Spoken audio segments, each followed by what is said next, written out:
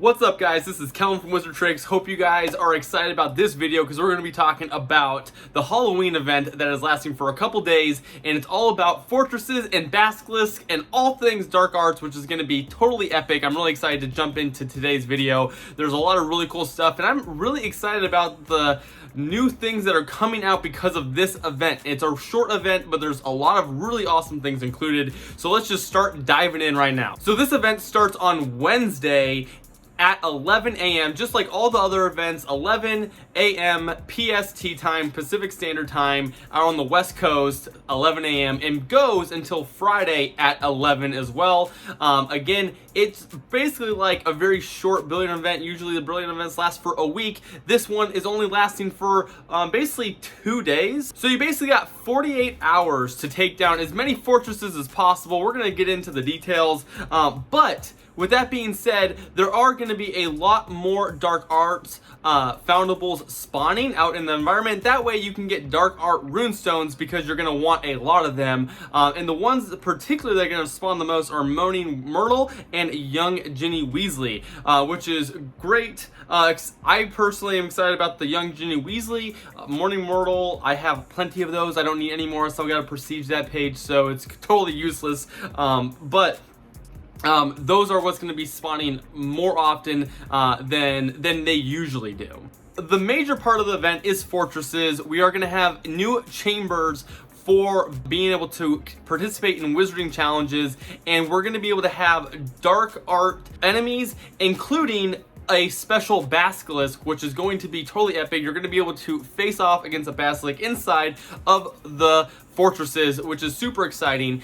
If you use higher level dark art runestones, the higher chances you are to finding a Basilisk, which is going to be important because there is a task list associated with this particular event as well, and you're going to want to find as many Basilisks as possible. And of course, by using the dark art runestones, when you win a fortress, you will be able to get that XP for that family foundable as well.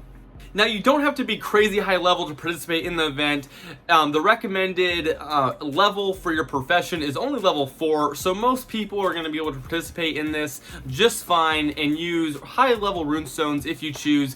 If you got a lot from the last community that we had that gave out all the dark art runestones, which is why you wanted to collect a ton during community day, you should have a ton. I know there were people that reportedly got 200 dark art runestones, so they'll have plenty for this event. I think I ended up with about 80, something along those lines, so I should have plenty as well. But the good news is the task list we're about to go over doesn't require 80, so if you only have a handful, you'll still be able to participate in the event. Plus, you'll be able to find a bunch of runestones or dark art runestones through the dark art foundables that are going to be spawning more often that we already talked about.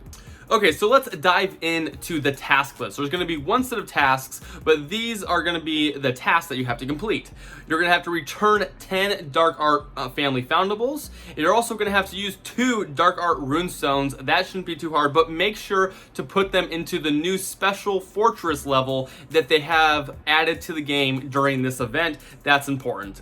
They won't work towards a regular dark chamber or a forest or anything like that. You got to put it in the new event one. Then you're going to have to defeat 3 dark witches, which is part of the event. They're going to add dark witches to the fortresses, which is super exciting. We basically have 2 brand new fortress enemies, a Basilisk and a dark witch, which is super awesome. It's probably what I'm most excited about. We're going to get more enemies within side of fortresses. I am stoked about that. I can't say enough about it. And you're going to be able to defeat, you need to defeat 2 ministry officials, which is the other one. So actually, I think I just said 2, but it's actually 3.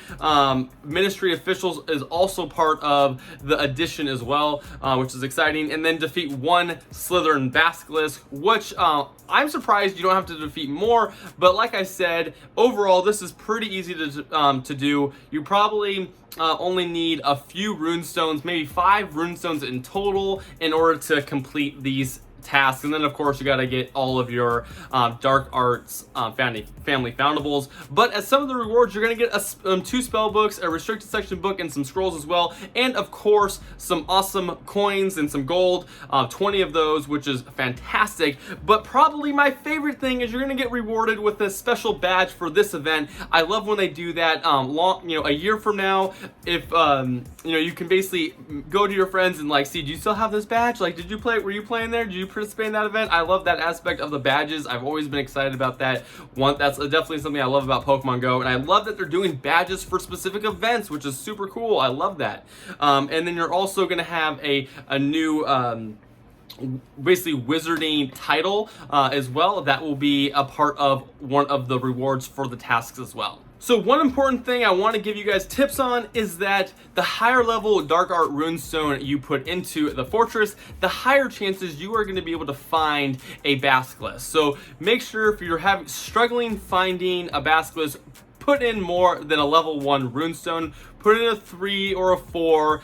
It's only the fortresses battles aren't going to be that difficult. Again, the recommended level of your profession is only 4, so a lot of people are much higher than that, so you should have no problem putting in higher level runestones and having a higher chance of getting a Basilisk. One other really important thing I want to talk about is, as usual, they are having a complimentary gift, so you're going to want to take advantage of this during that 48-hour window. You're going to get 15 spell energy, but most importantly, you are going to get 5 runestones, 5 dark art runestones. So if you didn't have dark art runestones, if you weren't able to participate in Community Day and get a ton of runestones, Niantic and WB are going to give you 5, which is great. I think they're all going to be level 1.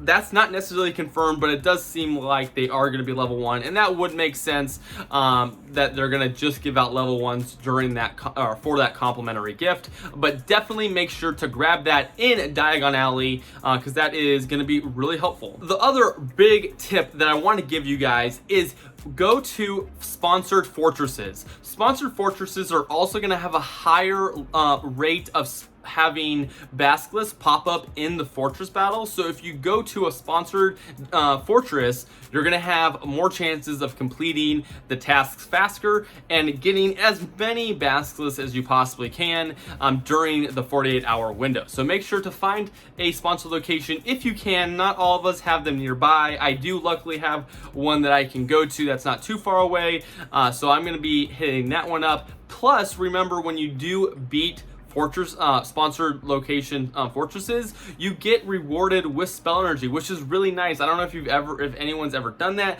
but trust me, when you go out and you're battling fortresses, it is so nice to be rewarded. Even 3 or 4 energy, that helps supplement and allows you to play longer. So I definitely would recommend going to a sponsored location if possible. My last tip is, if you're a solo player, you're going to be able to do this just fine, but there is a benefit of going into these fortresses as a group. The more people that you have in your group, the more enemies that pop up in the fortress battle. So instead of going in and only seeing 4, if you go in a group, you're going to be seeing, maybe up to 15, which is a big difference, and it much more likely that you guys are all going to get the type of enemies that you're looking to face and defeat inside of those fortress battles. So playing as a group, you will be able to have a higher likelihood of completing those tasks faster, as well as, of course, it's just a lot more fun playing with other people. In my opinion, I really enjoy it. That may not be your playstyle, but I really enjoy it. Plus, it will be helpful completing it faster. But by all means, if you are a solo player, don't worry. You will be able to complete the event, no problem. But if you have a group, go out and play with them because it'll be helpful. Alright, if you like these infographics, guys, definitely shout out to Orange Wizard. He makes the best infographics. I will put a link down to his Instagram where you can find all of them and more because they are epic. So thank you again. I use a lot of these inside of my videos, so I really appreciate all of the infographics that they supply. It's amazing. Alright, so hope you guys have a spooky Halloween and enjoy this awesome event that we have coming up. And of course, comment your thoughts. I want to know before and after what you're most excited about. And then after the event, come back to the video. Let me know what you liked most about the event. And then, of course, like this video and subscribe to the channel. Really appreciate it, guys. And I'll see you guys next time. Bye.